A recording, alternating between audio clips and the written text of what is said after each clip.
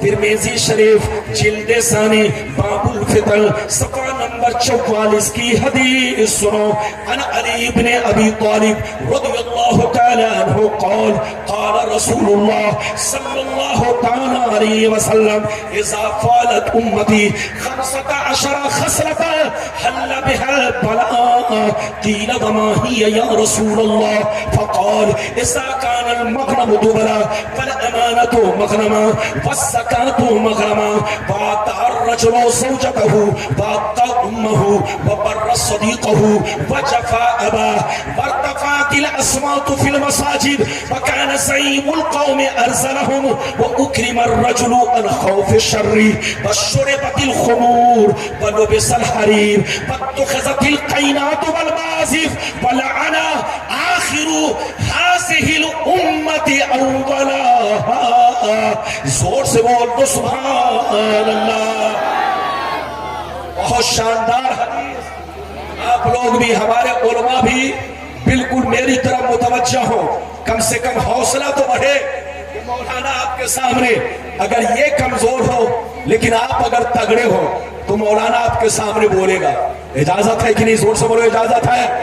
آپ مجھے پہچانو یا نہ پہچانو ہمارے علماء ہمیں خوب پہچانتے ہیں. ارے وہ پہچانتے ہیں کہ نہیں؟ اور آپ کا یہ مولوی آج سے تقریر نہیں کر رہا ہے. آج تو لوگ نیٹ سے پیدا ہو رہے ہیں. دیکھیے ہم لوگ 30 برس سے تقریر کر رہے ہیں اور بھارت کا کوئی ایسا حصہ نہیں جہاں مولانا ربانی کی تقریر نہ ہو. آپ کو نیٹ کو کھنگالنا تو کھنگالو اور دیکھو میری تقریر سنو. میں آپ سے عرض یہ کر رہا تھا آپ میری تقریر کو دل سے سنیے. ابھی میں نے آپ کو جو حدیث سنائی ہے کلیجہ ہل جائے گا. مطلب سن لیجئے مطلب. ادھر دیکھیے ادھر ادھر مت جائیے گا. بہت لمبی چوڑی تقریر نہیں. جیسے جیسے وعدہ کیا ہے وعدے کے مطابق حدیث اور مطلب. ابھی جو میں نے آپ کو حدیث سنائی مطلب سنیے دھیان سے سنیے. ادھر دیکھیے ماشاءاللہ غور سے سنیے. نبی نے ارشاد فرمایا آقا نے ارشاد فرمایا جس دن میری امت میں 15 خرابیاں سما جائیں گی چاروں طرف سے مصیبتیں گھیر لیں گی پریشانیاں گھیر لیں گی.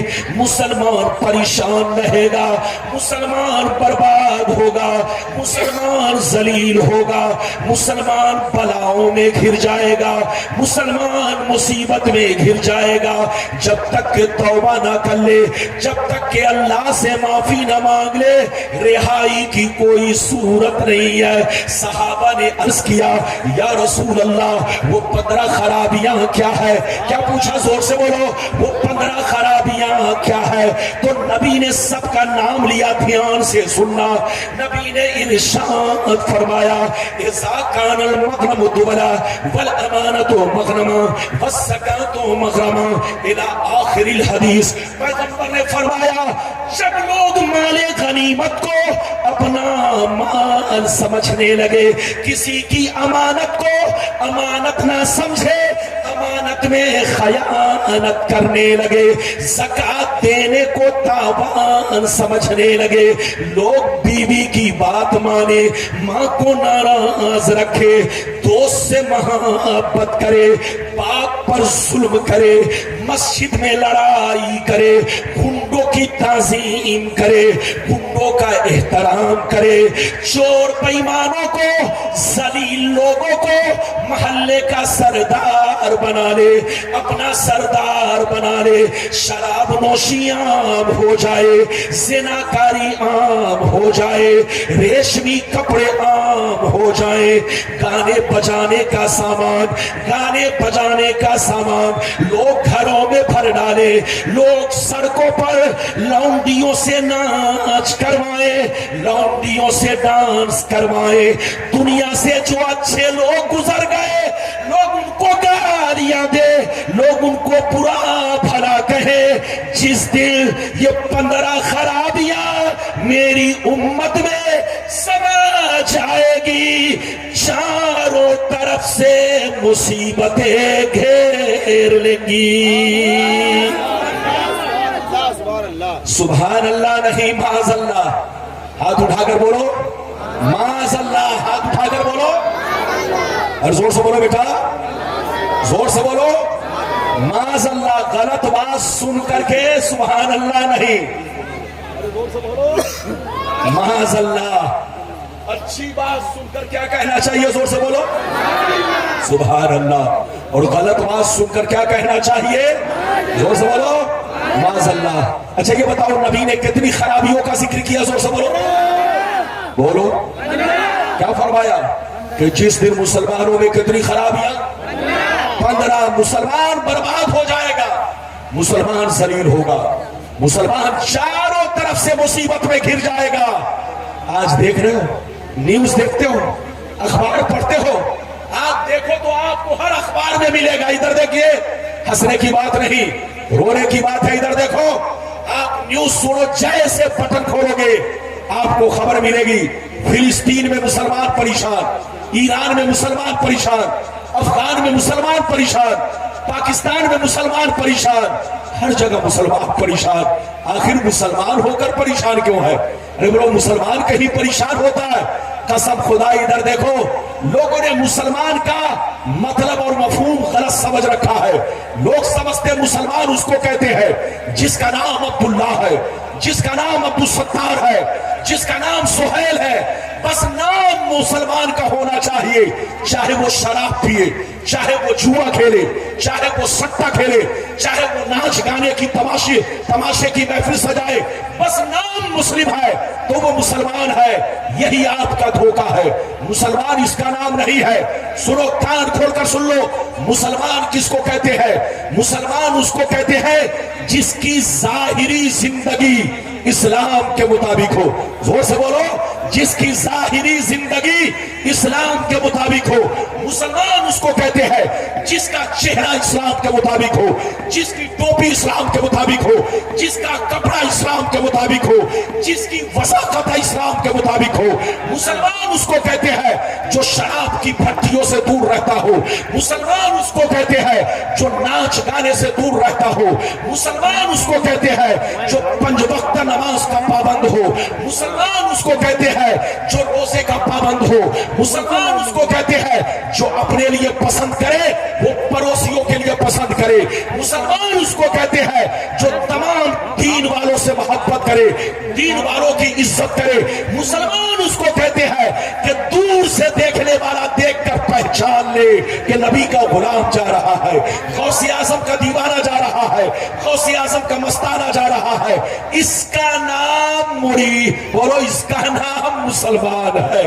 ارے بولو، اس کا نام مسلمان ہے جس کی ظاہری زندگی اسلام کے مطابق ہو۔ اور مومن کس کو کہتے ہیں آپ کو معلوم ہے؟ مومن اس کو کہتے ہیں جو اللہ اور اس کے رسول سے سچی پکی محبت رکھے، ساتھ ہی ساتھ تمام ضروریات دین پر ایمان رکھے، چاہے بات سمجھ میں آئے یا نہ آئے۔ زور سے بولو، تمام ضروریات دین پر ایمان رکھے، چاہے بات سمجھ میں آئے یا نہ آئے۔ اللہ نے کہہ دیا تو آمنا، رسول نے کہہ دیا تو آمنا۔ مومن اس کو کہتے ہیں جو اللہ سے سچی محبت کرے، رسول سے سچی محبت کرے، تمام صحابہ سے سچی محبت کرے، تمام بزرگان دین سے سچی محبت کرے، اور تمام ضروریات دین پر اس کا بولو ایمان رکھے، کبھی کنفیوز نہ ہو، شک میں نہ پڑے۔ جو شک کرے گا وہ کافر ہے۔ ارے زور سے بولو، جو شک کرے گا وہ کافر۔ اللہ ایک ہے، آپ کو یقین رکھنا ہے۔ اللہ بے نیاز ہے، آپ کو یقین رکھنا ہے۔ اللہ بولو، اللہ تعالیٰ کسی کا باپ نہیں، آپ کو یقین رکھنا ہے۔ اللہ کا کوئی ماں باپ نہیں، یہ بھی آپ کو یقین رکھنا ہے۔ اللہ تعالیٰ کا کوئی بیٹا نہیں، یہ بھی آپ کو یقین رکھنا ہے۔ اللہ کسی کا محتاج نہیں، یہ بھی آپ کو یقین رکھنا ہے۔ اللہ کا کوئی شریک نہیں، یہ بھی آپ کو یقین رکھنا ہے۔ نماز ہم پر فرض ہے، یہ بھی آپ کو ماننا ہے۔ روزہ ہم پر فرض ہے، آپ کو ماننا ہے۔ زکوٰۃ ہم پر فرض ہے، آپ کو ماننا ہے۔ اگر کوئی انکار کر جائے یا شک کرے تو پھر وہ مسلمان، ہاتھ اٹھا کر بولو، مسلمان نہیں ہے۔ آپ آپ کا قرآن کہتا ہے لا ریب فی، قرآن میں کوئی شک نہیں ہے. کیا مطلب؟ اللہ کا جتنا قانون ہے کسی میں کوئی شک نہیں ہے. جو شک کرے گا وہ کافر ہوگا اور جو ایمان رکھے گا وہی مومن ہوگا. تو مومن بنو، مسلمان بنو. آج ہم ٹرینوں میں چلتے ہیں، گاڑیوں میں چلتے ہیں. اے ہمارے بچوں ادھر دیکھو، ہوش میں بیٹھو، آپ میری طرف دیکھو. آج ہم ٹرینوں میں چلتے ہیں، گاڑیوں میں سفر کرتے ہیں. ہمارے بغل میں مسلمان کا بچہ بیٹھا ہوتا ہے. زور سے بولو، ہمارے بغل میں مسلمان کا بچہ بیٹھا ہوتا ہے. لیکن جب تک نام نہیں پوچھتا ہوں پتہ نہیں چلتا یہ مسلم ہے کہ غیر مسلم ہے. ایک چھوکرے کے کان میں بالی دیکھا، ہاتھ میں کڑا دیکھا، زنجیر دیکھا اور بہت زیادہ دھاگا لپیٹے ہوا تھا. میں نے پوچھا بیٹا تمہارا نام کیا ہے؟ کہنے لگا میرا نام محمد ہے. جیسے میں نام سنا تو چونک پڑا. میں نے کہا بیٹا تمہارا نام کتنا شاندار ہے، لیکن تم تو بھنگی کی اولاد لگ رہے ہو، چمار پاسی کی اولاد لگ رہے ہو. کہا حضرت ایسا کیوں کہہ رہے ہیں؟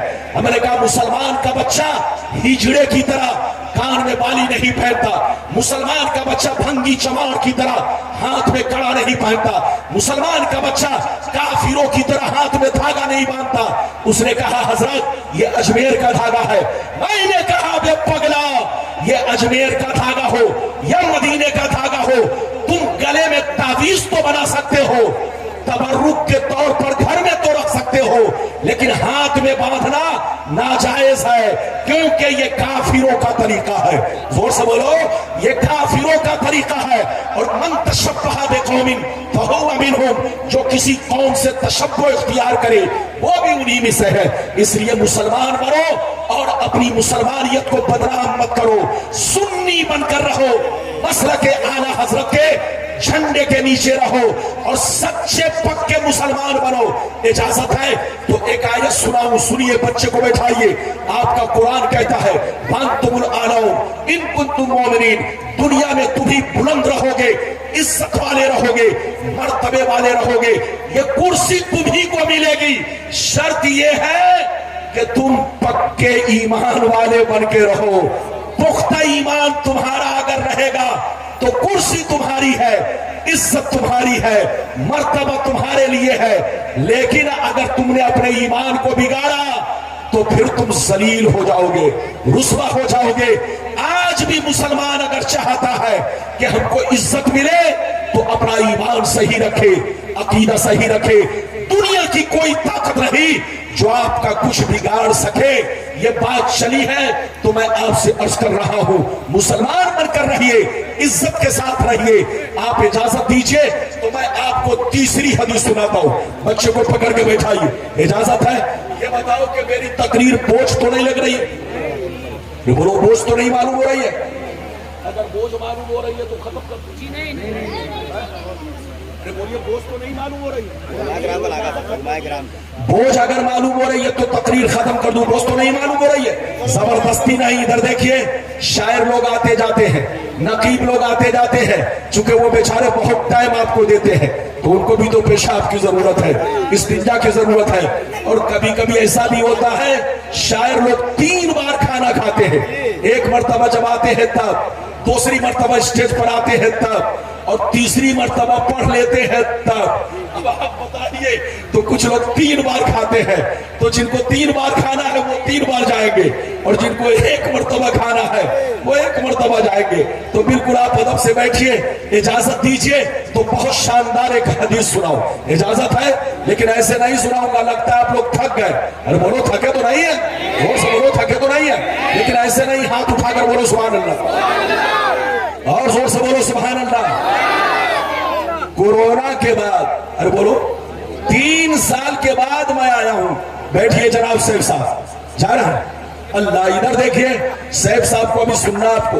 ادھر دیکھیے، میری طرف دیکھیے. کورونا کے بعد سے، میں بولیے کورونا سے پہلے تو آیا، لیکن کورونا کے بعد آپ کے اس چھیتر میں بولیے پہلی بار آیا ہوں، لگ بھگ 2 یا 3 سال کے بعد. اب آپ بتاؤ کہیں پھر کورونا آ گیا تو مولانا ربانی پھر 3 سال کے بعد آئیں گے. تو اب آپ بتائیے، کم سے کم آپ خیال رکھو، آئے ہو تو دل سے سنو. ہمارے بچوں کو صحیح سے بیٹھاؤ اور اس انداز میں بیٹھو کہ نبی کی محفل میں ہو. اس انداز میں مت بیٹھو کہ سمدھی کے گھر میں ہو یا نانی اماں کے گھر میں ہو. بالکل ادب سے بیٹھو. اجازت ہے تو میں بہت شاندار حدیث سناؤں. سارا مجمع ہاتھ اٹھا کر بولو سبحان اللہ. اور زور سے بولو سبحان اللہ. اور زور سے بولو سبحان اللہ. انشاءاللہ غور سے سنو. مشکات شریف جلد اول باب الکبائر صفحہ نمبر 17 کی حدیث سنو. اللہ اللہ غور سے سننا. عن ابی ہریرہ رضی اللہ تعالی عنہ قال قال رسول اللہ صلی اللہ تعالی علیہ وسلم اجتنبوا السبع الموبقات. قیل وما ہن یا رسول اللہ فقال الشرك بالله والسحر واكل الربا واكل مال اليتيم وقتل النفس التي حرم الله الا بالحق وتولي يوم الزاف وقذف المحصنات. بہت شاندار حدیث. نبی نے ارشاد فرمایا 7 چیزیں ایسی ہیں. کتنی چیزیں؟ دھیان سے سنو. 7 چیزیں ایسی ہیں جو تمہیں ہلاک کر دیں گی, تمہیں برباد کر دیں گی. صحابہ نے عرض کیا وہ 7 چیزیں کیا ہیں؟ تو نبی نے ارشاد فرمایا پہلا نمبر اللہ کے ساتھ کسی کو شریک ٹھہرانا. دوسرا نمبر کسی مسلمان کو برباد کرنے کے لیے جادو سیکھنا سکھانا. تیسرا نمبر کسی غریب کے پیسے سے رشوت کھانا, کسی مسلمان سے رشوت لینا.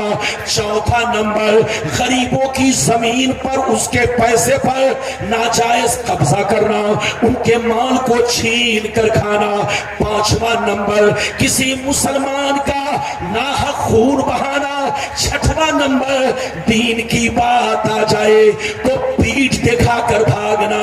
اور ساتواں نمبر کسی پاک دامن مرد یا عورت پر جھوٹا الزام لگانا. یہ 7 چیزیں ایسی ہیں جو تمہیں ہلاک کر دیں گی, تمہیں برباد کر دیں گی.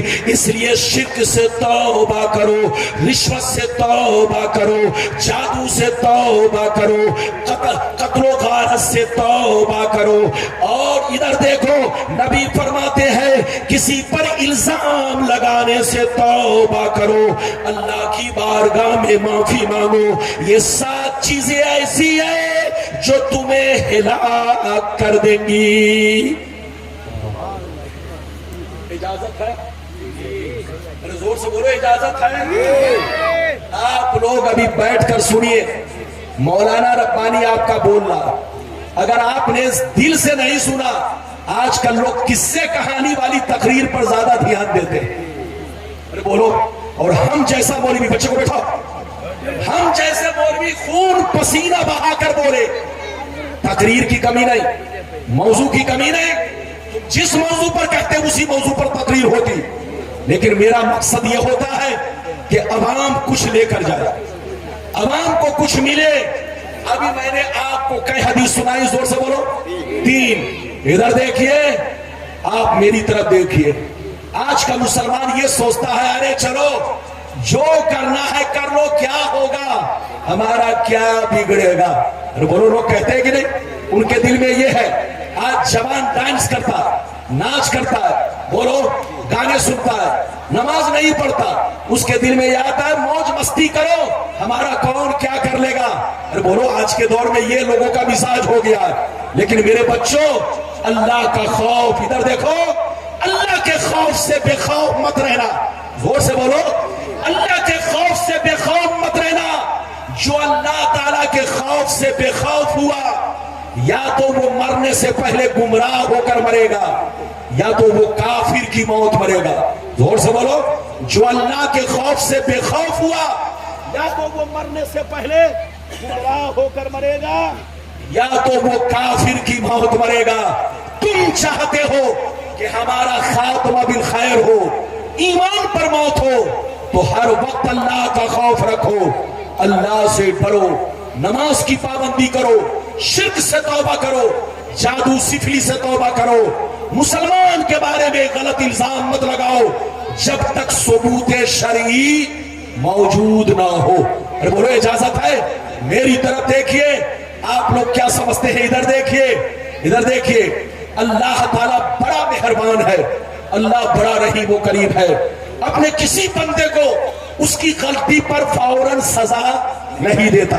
غور سے بولو, اللہ تعالیٰ کسی بھی بندے کو اس کی غلطی پر فوراً سزا, غور سے بولو, نہیں دیتا. ایسا نہیں ہے کہ وہ قادر نہیں ہے, وہ قادر مطلق ہے.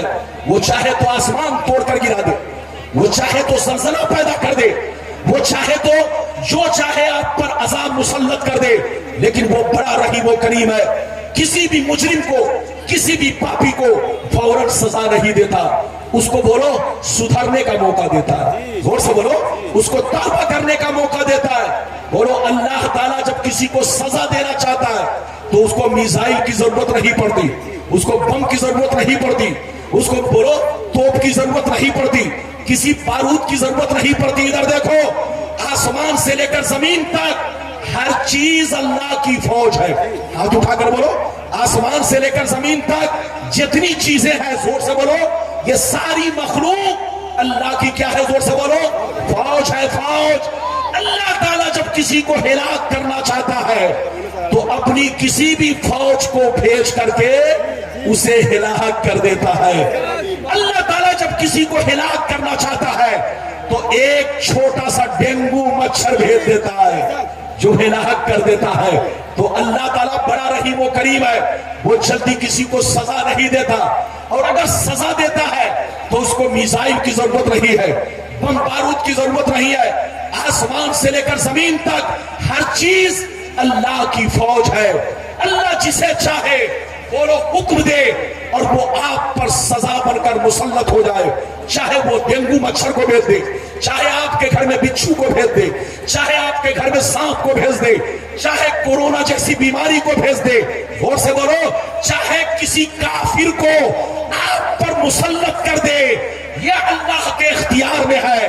اللہ تعالیٰ جب کسی کو سزا دینا چاہتا ہے تو اپنی کسی بھی فوج کو اس پر مسلط فرما دیتا ہے.